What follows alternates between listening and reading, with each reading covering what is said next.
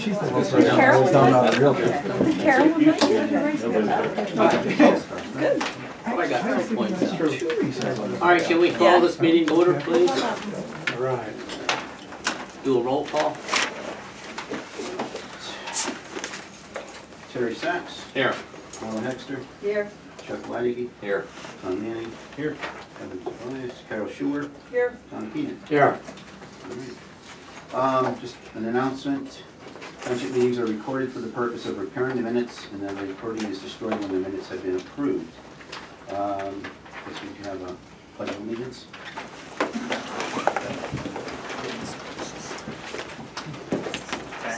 I pledge Allegiance to the flag of the United States of America and to the republic for which it stands, one nation, under God, indivisible, with liberty and justice for all. We did have a short executive session prior to meeting here tonight, and that was to discuss some legal issues. We had a guest, Jamie Schlensinger, PFM Financial Advisors, on update on solar plant refinancing. Thank you.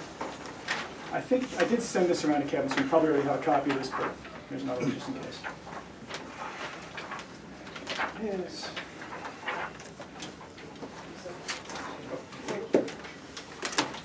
Oh, you got it? Okay. Yeah. So, well, thanks for having me again. I was here right before Independence Day to talk about an opportunity to look at your existing debt that you have outstanding and what options you may have to introduce a concept of refinancing. And really the major thought for the public here, as well as for the board, is you have a loan that has been doing very well for you. You took out with Fulton Bank. It has a fixed rate for a certain period of time, and then after that fixed rate, the rate will reset at some sort of variable rate thereafter with a maximum interest rate of 5%. And what we've all been seeing is short-term rates have been increasing pretty much every day because of what the fears of inflation, the Fed raising rates. The Fed, as we talked about earlier, is meeting right now. We're going to meet again in September and also in December. Most people think there's going to be another couple of increases this year and probably some next year as well. So based on some of those estimates, if the Fed raises rates, the prime rate, which is what drives that variable rate on the back end of your loan, is what drives that variable rate portion. So long-term rates have not really changed by much for a couple reasons. One, there's not a lot of municipal bond paper out there, meaning the buyers of bonds that, like Lower Frederick or Providence or whoever is out there, they want strong credits and they want to buy it because they want it for themselves. So interest rates on the long end have remained relatively low. So the concept is simple. Why not strike while the iron's hot, lock in your long-term rates, remove any excess risk that you may have on that loan, since ultimately the goal of that loan was to take advantage of the drawdown capability of the bank loan. And you've done it. You've had a few years to spend your money. You have a little bit of money left, I say a little bit, a couple $1 million left on that loan. And the draw benefit has done very well for the township. But now, since you've spent most of the money, why not take the balance of it and utilize that and remove all risk going forward? And by doing that, I think you can save a significant amount of money and reduce the interest expense from that period of time. So, well, I was tasked to, one, give you guys an update at this meeting. We spent some time putting together a few things to kind of get the process started, to get us moving, because I think there's some steps necessary to get us to the table should you want to consider continue moving. Number one, I provided Kevin the next day a breakout of expected costs of the transaction. I put a range of costs, and I'll talk about those numbers in a second. So that was kind of number one. Number two, I put together what is called a request for information, and that is an information packet of demographic information for the township, because we're ultimately going to prepare what is called a preliminary official statement. And should you sell bonds, people like who are in the public or people that want to buy bonds, they want to learn about the township. So we essentially put a packet together that is a public document that whoever buys the bonds can learn about the township and ultimately use that to decide if they want to buy bonds. So at the beginning part of that process, we've provided Kevin, and Kevin can start working on that at some point in time should we continue to move forward. Those two things are major steps to get the process started. There are other steps necessary, and I put together a timeline to give you an idea of what that would be, and that's what we contained in this document as well. So that's really the general concept today, is really to give you an update of what the timing could be, the process, and ultimately where we see the market and what we think the overall savings are. Not much has changed for as far as long-term interest rates since the beginning of this month to the end of this month, but in either event, we're not locking into any rates at this point. The locking into rates wouldn't occur until another month or so from now if we kept moving forward at this point. So, this is a little fluid, but I think it gives you an idea of where we stand today. So the assumption is that if we went with a traditional bank and refinanced tomorrow, you'd get You get no savings. 4%? So local banks right now. Ballpark. 4%. And what are The first 5 years, you probably get 4%. After that, you get that same variable rate so count. we can't do like a 10-year or 20-year? No. No. Okay, and what are the bond rates today? Bond rates, you'd probably be about 3.5% all in. That would be your average rate on all the bonds. And we locked in on that? Yes, you would lock. So that's a lock-in for the duration of loan. So Correct. that's the big, okay, so that's what I'm looking for. That's the bottom line. That's Okay. the bottom line. Okay. Yes, the bottom Now line clear. is your alternatives. That's the question. Yes. Yes, so that's very helpful. So unlike borrowing for a mortgage, which is 30 years and you're locked in, for this kind of loan, you can't do that. Correct. The loan we're in now, correct. Okay, so that's why this is an advantage, because this Right. is a lock. Yes. It will never change. Yes. And what was Okay. the rate, the locked-in rate? The lock-in rate estimated right now is about 3.5% all in. But but then on top of that, then there are the fees and expenses. Correct. So all that's built into the numbers. So what would we're that talking bring about. it up to, like 4%? No, it'd be less than. I would say your TIC, true interest cost, when you include costs, is probably around a 365. Okay, That's about, well, that's very helpful. yeah. That's like And that's the way we base everything. Okay. And when we go down the road of how the process works and how we determine who the winning underwriter or the bond issuer, it's all based on true interest cost, meaning the overall cost to you is what the determination is. I don't care what bank it is. I only care about whoever gives us the lowest interest rate. In the end, that's the bottom line for all of us. We want to keep your payments as low as possible and remove that risk that we talked about. Quick question. Sure. Since this is in essence a bond for municipal service, would this be a tax exempt bond? Yes, it would be. Okay, Yes. so a purchaser would not be liable to pay taxes on it. Correct. Yeah, generally speaking, the buyers of these bonds, And that's why we get the 3. that's why you get the great rates. Yes, generally speaking, the buyers of these bonds are twofold. Given something in this term, it'd probably go to some institutional buyers, banks, insurance companies, hedge funds, but there are certain people that retail means you and me. So your broker, whoever that may be, may have some of these bonds in their portfolio, so you can conceivably buy your own bonds if you wanted. I can't because I'm your advisor, but other people could buy your bonds. And as you alluded to, if you lived in Pennsylvania and you bought one of the bonds, they get the tax-free benefit of the interest for the Federal and state. Yes, exactly right. Exactly right. And that has advantages for many people. Less so for banks these days, but generally speaking, for most people, it's very beneficial, and that's why people buy them. And that's why you get great rates, because there's not a lot of this type of credit out there right now, so it's getting gobbled up very, very quickly because of the lack of financings. I have another question. Sure. When you issue a bond, there's no way that we pay it off early. We're locked in for 20, 25, 30 years. There's no way to pay down that debt. No, right? that's incorrect. That's incorrect? Yes. Okay, So now how do you go does it about work? that? Yes. So the bank loan. I'm going to start with your bank loan is right now. Your bank loan is currently prepayable at any time without penalty. So that means just like your home mortgage, where if you had a $200,000 mortgage and you had $200,000 because your grandmother left you money, you can send them a check and pay it off, or you refinance, same idea. So that's the bank loan side. On a bond issue side, typically anything that's less than $10 million or less, and specifically in Pennsylvania, you have a 5-year call provision, meaning during the first 5 years, you cannot prepay the bonds. So after that, you can do what you want. that's a little caveat to that. During the first 5 years, and this is obviously up to the township itself, if the township during the first 5 years had someone left them a whole bunch of money, or there's money left over somewhere, you can take cash and you can put it into an escrow, and that escrow sits for those 5 years. So literally, the day after you sold bonds, if you ended up with $500,000, you can send the money and you can defease the principal and pay down principal. There's cost to that, of course, because you're keeping money in an account for 5 years, but that's a very, very extreme example. But you can't earn interest in excess of the bond. That's true. So you put the money in an escrow and go from there. So more than likely, most municipalities that borrow this type of money, if the projects came in less or there were other cash sitting around and they said, you know what, I want to get rid of debt, they'd let us know, we'd work out the details and provide money to the paying agent, and we'd defease a portion of the debt. It's probably 2 or 3 or 4 years down the line to do that, and from there, that debt disappears. So your original question was, you have it forever? The answer is you don't. You can get rid of it at any time, but the 5 years is when that penalty disappears.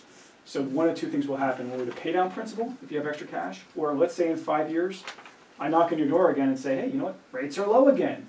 Let's refinance this debt, and we can do that under the guidelines of the IRS and reduce the interest rate as well. So you're not locked in forever. We think this is going to be a good rate, but doesn't necessarily mean that you're stuck for the next 20 years for this long.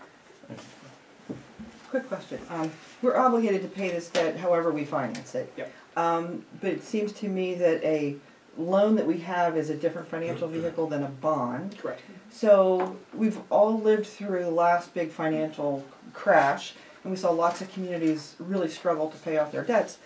Is there a difference in the consequence if, God forbid, we should default on either the loan or the bond? No difference.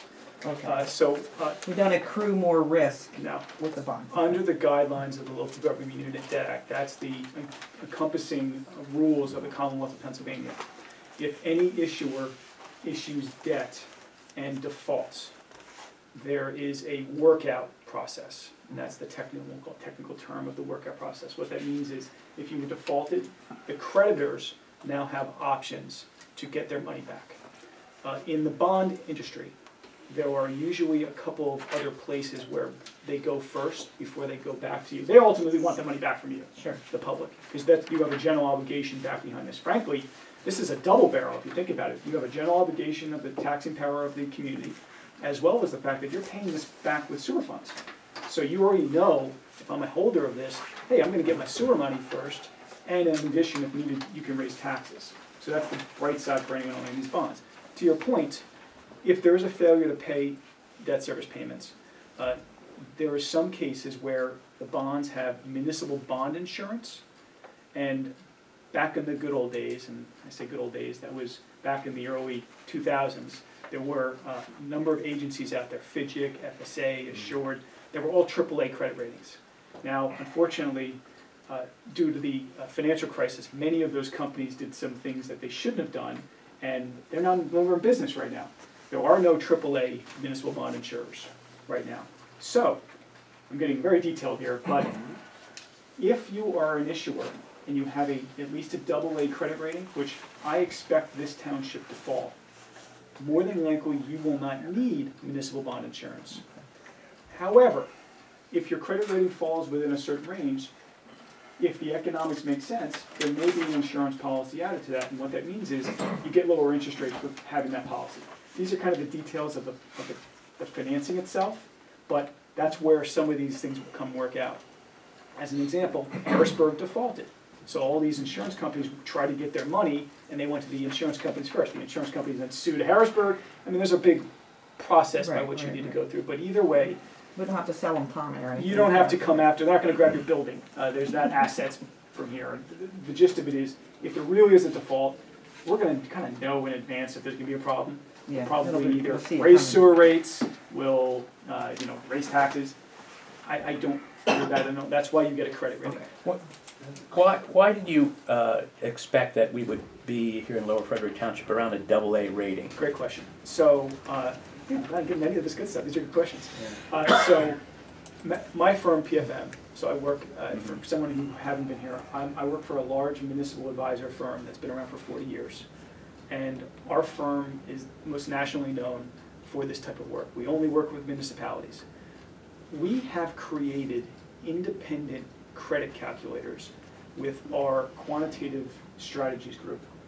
A lot smarter people than me, but mathematically, we have figured out by plugging in some numbers based on historical data of the township, demographic data of the township, I was able to compute an estimate of what the credit rating will be for the township. It's not guaranteed. You have to go through that process one way or the other. That's how I started to do the analysis, is I've done my internal credit review to feel comfortable enough that this is a worthwhile cause and we can save some money. So based on my math, I believe we would fall in the AA category. Whether that's a AA minus or a AA or AA plus, that's, is this like a Moody's rate? this is I'm quoting Standard & Poor's. Okay, S&P, But okay. it could be Moody's or the agencies that most people use. I happen to use the Standard & Poor's one, but So yeah, it doesn't really matter. But to your point, I've done some internal analysis. I feel comfortable where you're at, and conceivably, hopefully it's better than I expected. And if it's better than I expected, that means the rates I'm quoting will be better. I have another question. You had mentioned the Local Government Unit Debt Yes. Act. And based on that particular law, which governs the bonds, okay, our present loan is $10 million. Give or take this. Give or take. Right, and under the Act 177, the Local Government Unit Debt Act, you have a borrowing base figure. So take the 3 average revenues of the sewer rents, which is approximately for 14, 15, and 16, or 16, 17, and 18, 750,000. You multiply that by 300, oh no, that's the county. Local municipalities, 250%. You can only, $1,862,500 of non-electoral debt. So this bond issue would have to go on the ballot. No. Why not? Why not? So you're looking at 2 different things and kind of misconstruing the calculation. The borrowing-based capacity is based on your total overall revenues of the township. So you start with that. It's not just the sewer revenues. So the total revenues of the township are, what do you, 4 million? Well, A little under. yeah, So- well, yeah, then so if you're including all you have that, to but use- you're saying you're not supposed to utilize any of the general fund to pay off this debt, and only utilize the sewer revenues. The sewer revenues are only $750,000 a year. Yeah, the borrowing capacity is based on the total outstanding revenues of the township. What we would end up doing is, when you file with the Commonwealth of Pennsylvania, you did this back in 2015, you would more than likely self-liquidate the debt. And in this case, there would be a report filed with your engineer certified that says there's enough revenues coming from your sewer fund to cover the debt service of that. When you have that certification, the 9.5 or $10 million, whatever the total amount ends up being, disappears off the books of It doesn't the cover the township. debt service, because once you take off operating costs from that $750,000. Well, we'd have to do the calculation. You only have about In- $350,000, $400,000. That in- doesn't cover yeah. a $650,000 debt In service per year. In either event, the township issued a loan in 2015. They had to file with the Commonwealth of Pennsylvania then. Your borrowing capacity would be higher today than it was in 2015 for 2 reasons. One, if you incrementally increased your revenues, whether you had a tax increase of other revenues, number 1, and 2, if you've paid down some principal over time, now there's less outstanding principal. The expectation is your borrowing capacity would be a little bit more than it was back in 2015. You're going to file and you get an approval. One way or the other, anytime you issue debt, you have to get an approval from the Commonwealth of Pennsylvania. The question of which, if you're going to self-liquidate the debt, is a different question, and that's what the mathematical calculation of your engineer would do to prove out if we're going to remove the portion of the debt associated with the sewer, which more than likely we would do if necessary. But you do have the borrowing capacity is the bottom line. So you're looking at the right statute under the borrowing capacity calculation. The difference is you have to look at all funds. I know there's a long-winded answer to the question you just asked, but that's how the math works. So, any other questions to the audience, but I can go into some more details here, but we hit a lot of the high notes, which is good. So, where do we stand right now? This is on page 1. And I like to show this chart every time I come meet with clients. You know, it looks a little confusing when you look at what it is. It's ultimately an interest rate chart. And it gives you an idea of what the 10-year rate it has been for AAA credits. And as you can see, it bounces around a little bit. We hit kind of a high over the last 10 years back when the last liquidity crisis hit in 2009 range, 2010. And then things really dropped a little bit. The all-time low was in 2016. And now we've been kind of steady, sitting around about 2.4%. The historic average of the last 10 years has been about 2.5%. So to kind of give you an idea, not a lot has changed over the last couple months, but the good news is you're in a good spot. And that's why we want to at least point that out to you. The top part really just shows you an idea of kind of where the historic rates are for different interest rates. This particular loan goes out a certain period of time, and then all in you're below the historic averages, and that's what you want to be. Page 2, this is a little update to the summary that you saw last time. I have this big black box in the middle for your edification. We pull this right off of Bloomberg just to give you an idea of what people think rates are going. You know, if I could guarantee where interest rates are going to go in the future, I probably wouldn't be sitting here right now, but I'd have I think we can all agree that interest rates have been creeping up, to continue to creep up, and people expect the prime rate is going to go a little bit more over the next few quarters or so. So right now, I always point to the Fed funds rate. It is currently at 2%. Prime typically is based off the Fed funds rate plus 3%. So prime's at 5% right now.